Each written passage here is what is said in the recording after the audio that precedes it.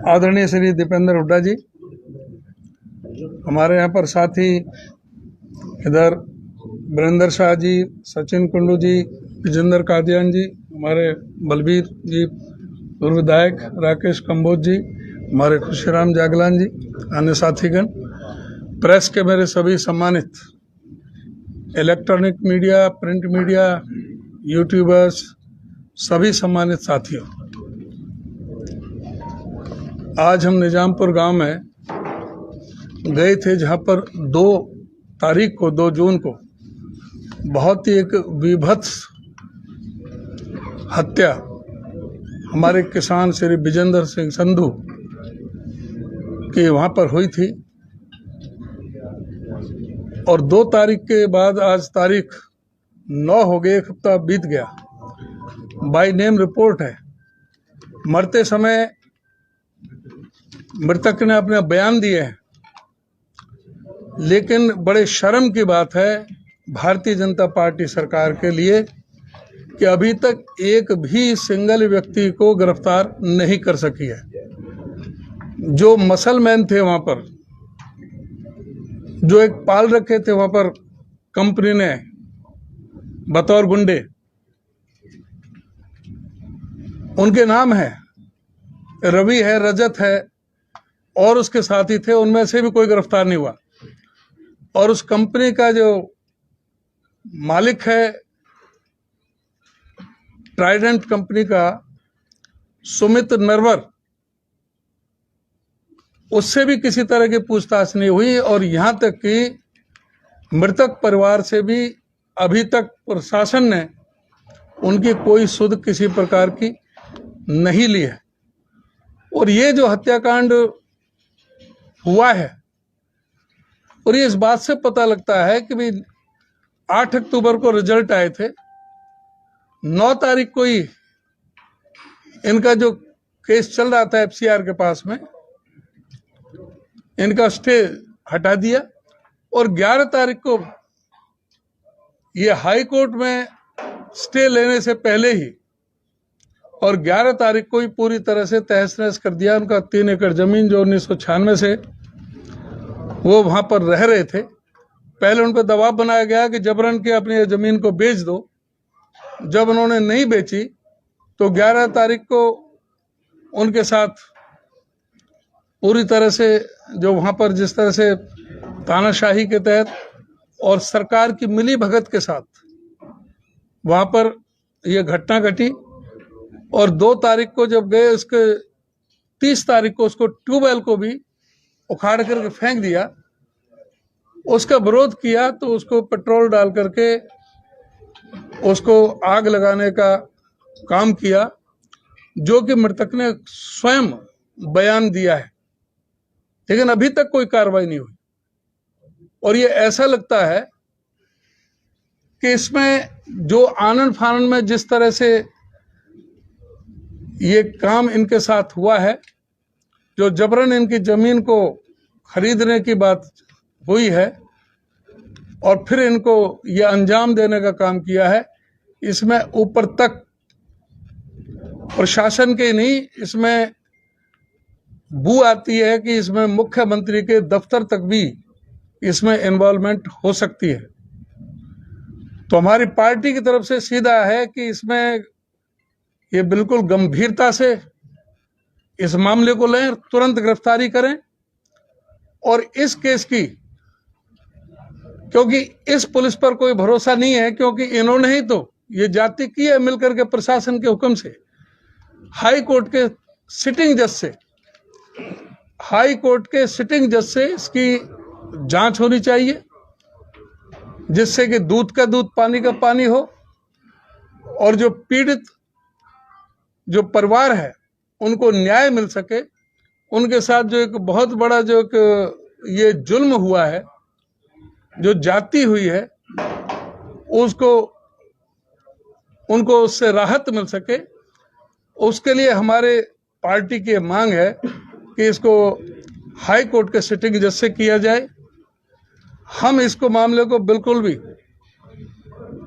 इसको हर स्तर पर, सड़क पर, विधानसभा में, संसद में हर जगह इसको मोर्चे को हम इसको उठाएंगे और जहां जिस तरह से हमारे कार्यकर्ताओं के साथ मिलकर के जो भी आगामी कार्रवाई इस दिशा में करेंगे वो सलाह मशवरा करके, लेकिन हम ये अवश्य चेतावनी देना चाहेंगे सरकार को कि इसकी जो बिल्कुल गफलत में ना रहे और इस पीड़ित परिवार को न्याय दिलवा कर रहेंगे। ये हमारा इसमें संकल्प है, ये हमारा इसमें पूरी तरह से हम किसी तरह से इसमें कोई कमी नहीं छोड़ेंगे।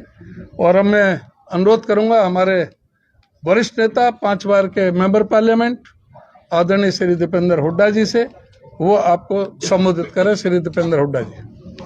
धन्यवाद अध्यक्ष जी।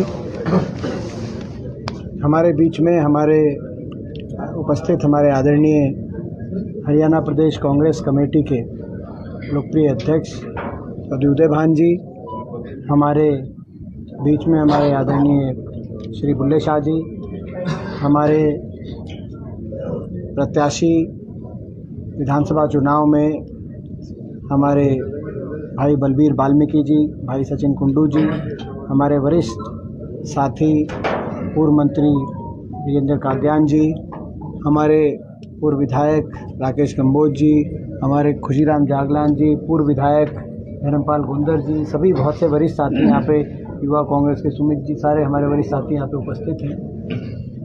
आज हम लोग सारे गए थे कांग्रेस पार्टी के हमारे प्रदेश अध्यक्ष चौधरी उदय भान जी के नेतृत्व में कांग्रेस पार्टी की ओर से हम सब साथी जो पीड़ित परिवार है उनसे दुख साझा करने गए थे, क्योंकि इतना भारी अन्याय का पहाड़ टूटा इस परिवार पर, जिसका अंदाज़ा आप शायद लगा सकते हो कि आप इस पिछले कुछ दिनों से इन पूरे वाक़े पे आप रिपोर्टिंग कर रहे हैं।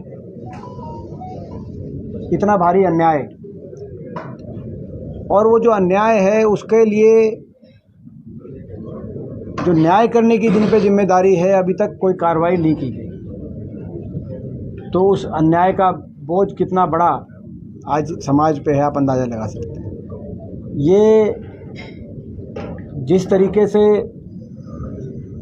ये घटना घटित हुई उस दिन, और उसके बाद मृत्युशैया पे जो डाइंग डिक्लेरेशन के रूप से जो बात कही, उसके बावजूद अभी तक कोई कार्रवाई नहीं करी गई, पुलिस द्वारा कोई अरेस्ट सामने नहीं आया। इससे बड़ा घोर अन्याय क्या हो सकता है, आप अंदाज़ा लगाओ। और उससे पहले का जो पूरा प्रकरण है, जिसमें जो ये कंपनी है, कंपनी और प्रशासन की मिलीभगत के रूप से एक बहुत बड़ा, दोनों की भूमिका, प्रशासन की भी, अलग अलग अधिकारियों की और कंपनी की भी संदिग्धता के दायरे में आती है। दोनों की भूमिका की जांच होनी आवश्यक है। लोगों की धारणा है कि जो कंपनी है ये भारतीय जनता पार्टी के शासन की करीबी कंपनी, और उस भाजपा के शासन की करीबी कंपनी का उन्होंने फ़ायदा उठाते हुए प्रशासन की से साठगांठ करते हुए किसानों के अधिकारों को मारने के लिए कई कदम प्रशासन द्वारा उठाए गए। लगातार अन्याय हो रहा था, और फिर ये अन्याय चरम पे दब पहुंचा जब ये इतना बड़ा अपराध घटित हुआ। तो इस पूरे प्रकरण की हमारी मांग है कि निष्पक्ष जांच, और निष्पक्ष जांच, इस पुलिस प्रशासन से निष्पक्ष जांच की कोई उम्मीद ना तो प्रदेश की जनता को है और ना विपक्ष के रूप में हमें कोई उम्मीद है।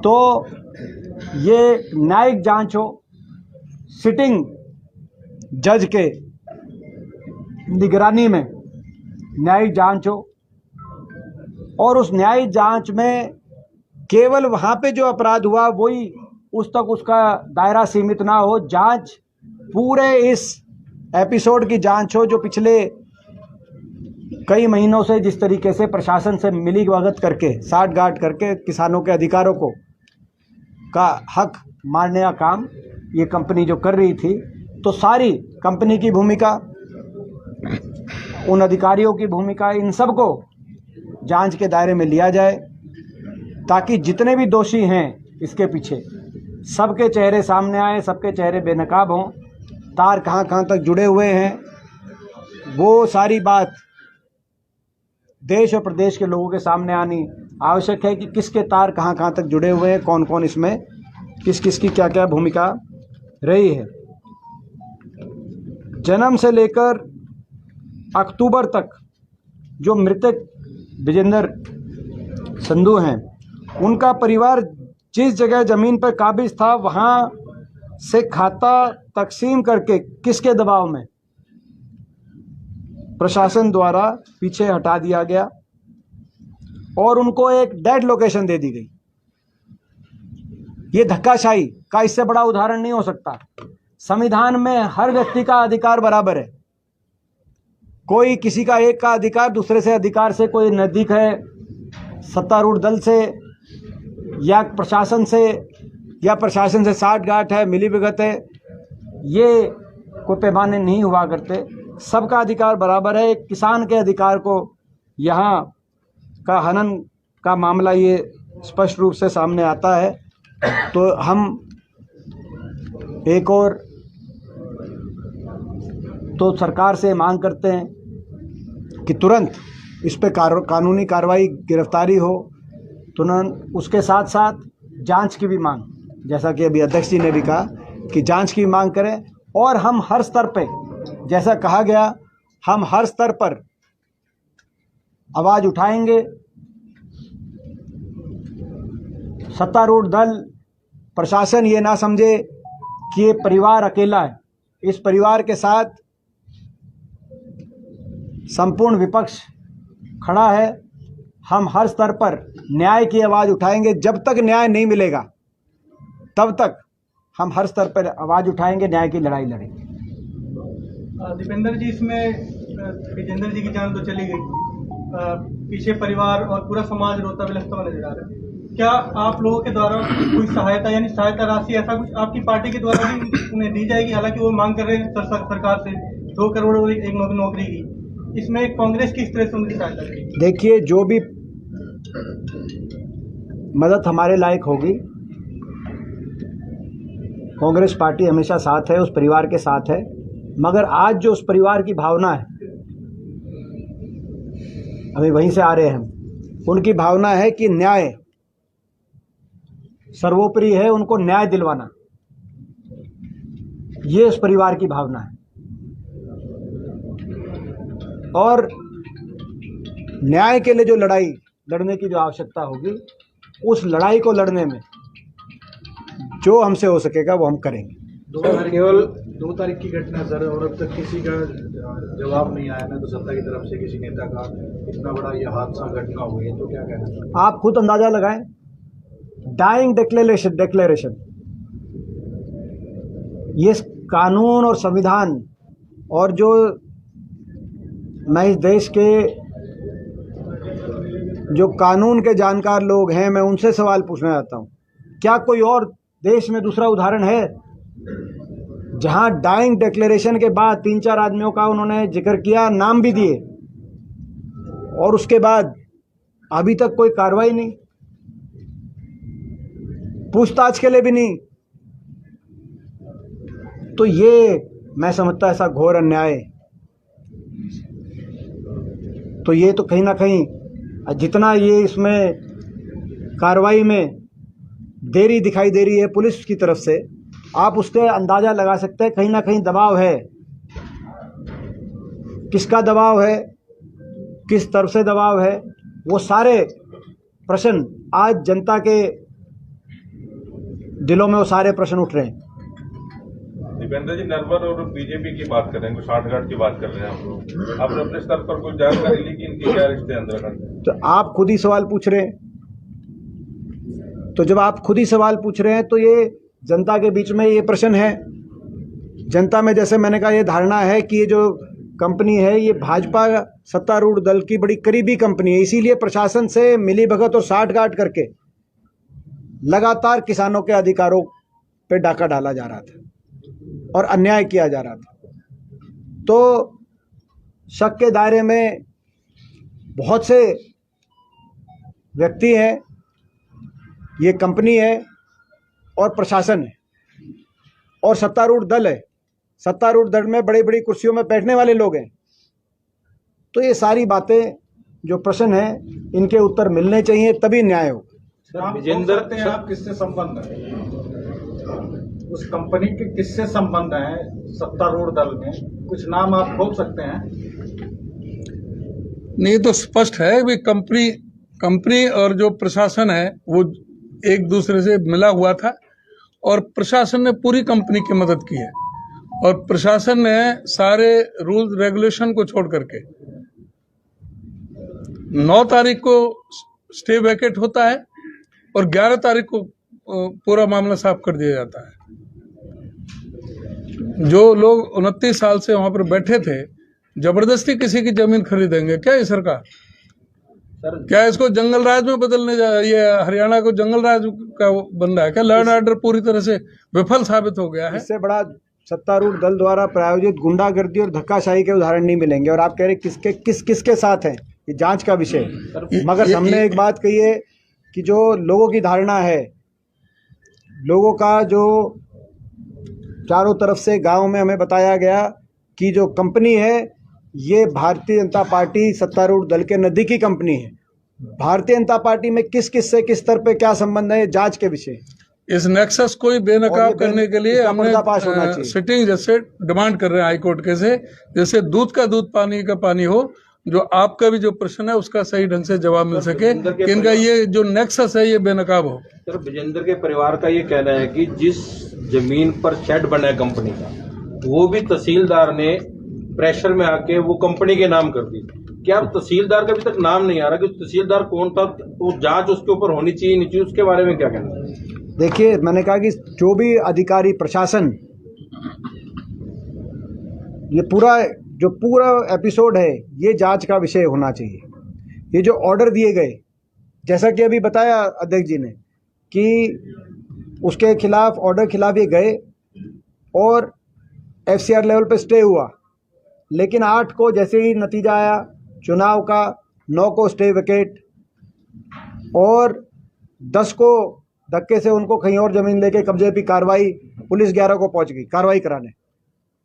तो आप समझ सकते हैं, तो ये पूरी की पूरी प्रशासन ऊपर से लेके नीचे तक किस दबाव में थी, वो सारी बातें आज जनता के सामने आनी ज़रूरी है। सारा ये जो सारा इसमें देखिए, क्योंकि एक ये बहुत बड़ा एक आरोप लगा है सरकार पे।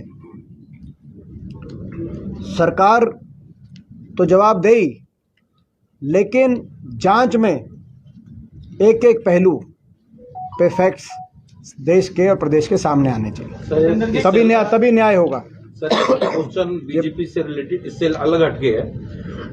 पलवल के अंदर, यमुना के अंदर अवैध खनन हो रहा है, उसके ऊपर पुल बनाए जा रहे हैं अवैध रूप से और लगभग 20,000 करोड़ का रेत खनन हो रहा है, उस पर क्या कहना भाजपा की सरकार? देखिए, केवल पलवल जिला तो अध्यक्ष जी का ये बताएंगे पहले, फिर हम सारा ये जो असल में तो जो अब इस समय जो प्रेस कॉन्फ्रेंस है इस पर फोकस है, लेकिन जो अवैध खनन है पलवल में, सारे पहाड़ों में 20,000 करोड़ का घोटाला है।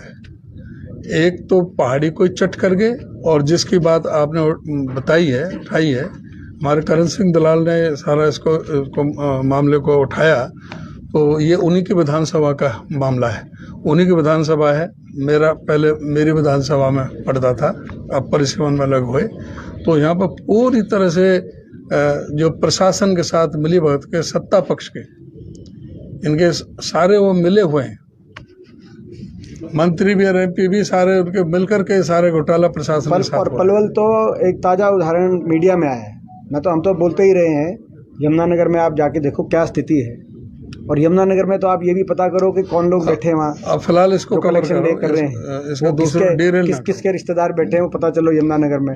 और आप उससे पहले आपने देखा कि कितना बड़ा सुप्रीम कोर्ट के जजमेंट में जिसका जिक्र आया, कितना बड़ा घोटाला आपका डाडम में, तो शाम में कितना बड़ा घोटाला सामने आया जो खनन का। तो खनन 6 आदमी मार दिए वहाँ, DSP मर गया, सर, खनन नीर को इसमें सरकार और मंत्री दोनों को फेलियर माना।